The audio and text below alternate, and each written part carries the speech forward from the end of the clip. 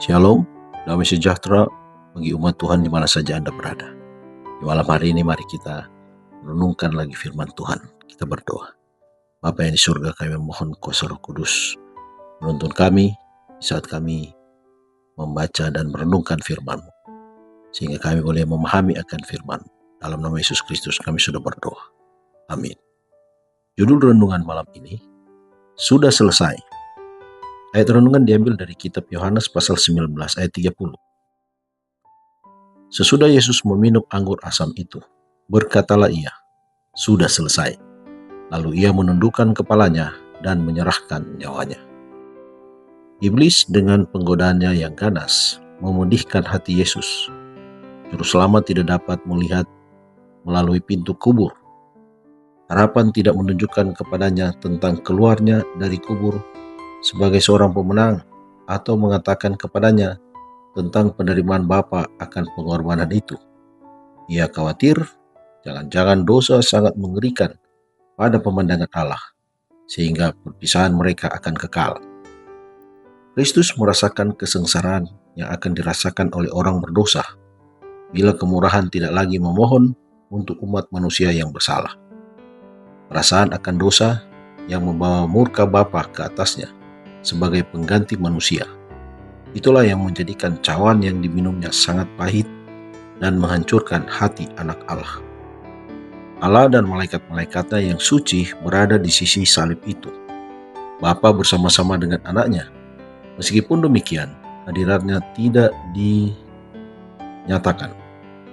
Seandainya kemuliaannya memancar dari awan, maka setiap manusia yang memandangnya akan dibinasakan. Dan pada saat yang menakutkan itu, Kristus tidak perlu dihiburkan dengan hadirat Bapa. Ia sudah mengirik sendirian dalam apitan air anggur. Kepada malaikat-malaikat dan dunia-dunia yang tidak jatuh seruan, sudah selesai, mempunyai makna yang dalam. Bagi mereka dan juga bagi kitalah, pekerjaan penebusan yang besar itu telah dilaksanakan. Mereka dengan kita mengambil bagian dari buah-buah kemenangan Kristus. Nanti setelah kematian Kristus, barulah tabiat iblis dinyatakan dengan jelas kepada para malaikat atau kepada dunia yang tidak jatuh. Kepala segala makhluk yang murtad telah menyelubungi dirinya dengan penipuan, sehingga makhluk-makhluk yang suci sekalipun tidak mengerti akan prinsip-prinsipnya. Mereka tidak melihat dengan jelas sifat pemberontakannya. Adalah maksud Allah menempatkan perkara-perkara di atas suatu dasar keamanan abadi. Dan dalam majelis di surga diputuskan bahwa waktu harus diberikan bagi iblis untuk menunjukkan prinsip-prinsip yang menjadi dasar sistem pemerintahannya. Ia telah menuntut bahwa hal-hal ini lebih unggul daripada prinsip-prinsip Allah. Waktu diberikan untuk pelaksanaan prinsip-prinsip iblis, agar hal itu dapat dilihat oleh semesta alam.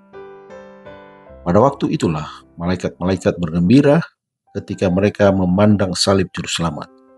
Sebab meskipun pada saat itu mereka belum mengerti semuanya, mereka mengetahui bahwa pemusnahan dosa dan iblis sudah ditentukan selama-lamanya, bahwa penebusan manusia sudah dipastikan, dan bahwa semesta alam sudah dijadikan aman selama-lamanya. Dikutip dari buku Alfa dan Omega jilid 6, halaman 404 sampai 418. Mari berdoa. Terima kasih Tuhan untuk pengorbanan yang Engkau sudah berikan bagi kami umat manusia, menggantikan kami untuk menanggung dosa.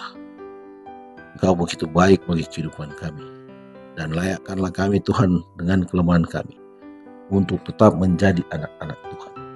Biarlah Roh Kudus bekerja bagi kehidupan kami, sehingga kami terus memantulkan kasih Kristus melalui kehidupan ini.